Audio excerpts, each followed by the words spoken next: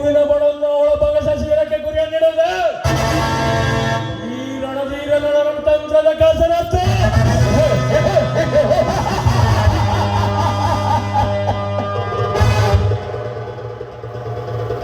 ಈಗ ನನ್ನ ಮನಗೆದ್ದ ಮನತಿಯ ಮನರಂಗಿ ಬಾಳ ನಾ ಕುಣಿಸಿದಂತೆ ಕುಣಿವ ಕೈಗೊಂಬ.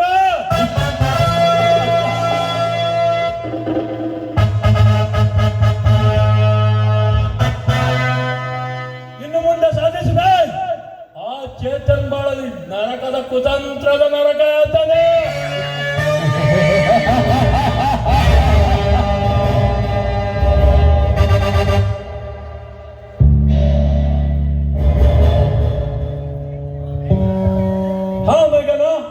ನಿನ್ನನ್ನು ಈಗ ತಾನೇ ನೆನೆಸಿಕೊಂಡೆ.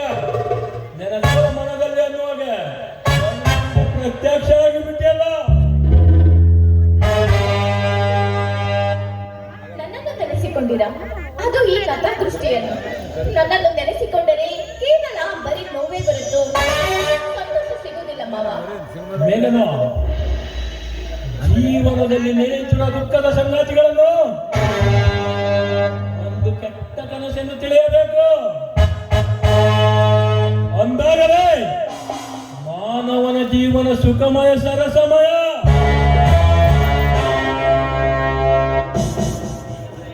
ಮಾವ, ಹೇಗೆ ಮರೆಯಲಿ? ನಾನು ಚೇತನನ್ನು ತುಂಬಾ ನಂಬಿದ್ದೆ. ಅವನು ಈ ರೀತಿ ಮೋಸ ಮಾಡ್ತಾನೆ ಅಂತ ನಾನು ಕನಸಲು ಅನ್ಕೊಂಡಿರ್ಲಿಲ್ಲ ಮಾವ.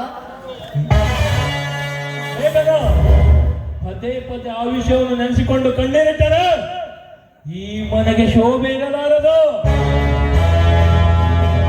ನೀನು ನನ್ನ ಮನೆಯಲ್ಲಿ ನಗು ನಗುತ್ತ ಮಹಾರಾಣಿ ಅಂತಿರಬೇಕು. ಸರಿ ಬಿಡು ಮಾವ, ನಾನು ಈ ರೀತಿ ನೋವು ಪಟ್ಟರೆ ಈ ಮನೆಗೆ ಶೋಭೆ ಅಲ್ಲ ಅಂದ ಮೇಲೆ ನಾನು ನಗು ನಗುತ್ತಾ ಇರುತ್ತೀನಿ, ಆಯ್ತೆ?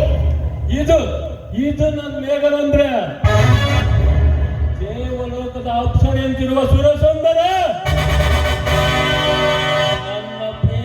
ಬಂಧನದಲ್ಲಿ ಮೋಹಿತಳಾಗಿ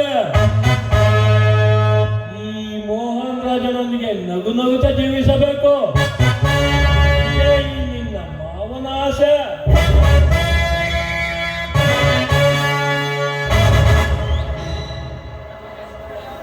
ಅಬ್ಬ, ನನ್ನ ಮಾವ ಎಷ್ಟೊಂದು ಒಳ್ಳೆಯವರು.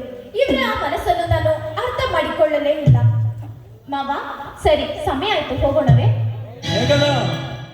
ಮನೆಗೆ ಹೋಗೋದಕ್ಕಿಂತ ಮುಂಚೆ ಈ ನಿನ್ನ ಮುದ್ದಾದ ಕೆಂಪಾದ ತುಟಿಗಳಿಂದ ಸಿಹಿ ಮುತ್ತಿನ ರಸಪಾಕವನ್ನು ಬಿಡಿಸಬಾ ನನ್ನ ಚೆಲುವೆ.